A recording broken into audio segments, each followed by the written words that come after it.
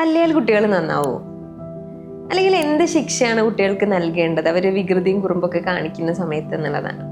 അപ്പോൾ ഈ ശരിക്കും പറഞ്ഞാൽ ശരി എന്താണ് തെറ്റെന്താണെന്ന് കുട്ടികൾ പെട്ടെന്നൊരു സുപ്രഭാതത്തിൽ ഉറക്കമെണീക്കുമ്പോൾ പഠിക്കുന്ന ഒരു സംഗതിയല്ല.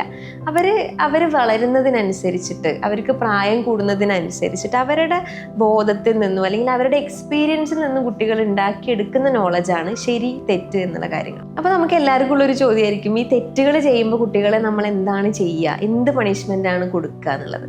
ഈ അടിയും ശകാരവും അല്ലെങ്കിൽ കുത്തി നോവിക്കലും കമ്പാരിസണും ഒന്നും അല്ലാതെ ഒരുപാട് മാർഗങ്ങളുണ്ട് നമുക്ക് കുട്ടികളെ തിരുത്താൻ വേണ്ടിയിട്ട്.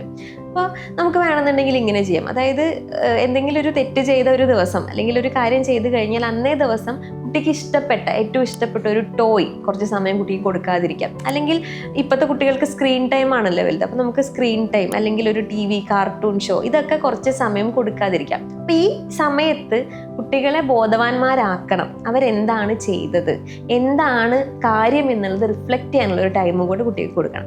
ആ സമയത്ത് നമ്മൾ ഒരിക്കലും അവരെ ശകാരിക്കലല്ല ചെയ്യേണ്ടത്. കുട്ടികൾക്ക് റിഫ്ലക്റ്റ് ചെയ്യാനുള്ള ടൈമും അവരെ സ്വയം അതിന് പ്രാപ്തരാക്കണം, എന്താണ് താൻ ചെയ്തത് എന്നുള്ള കാര്യത്തിൽ.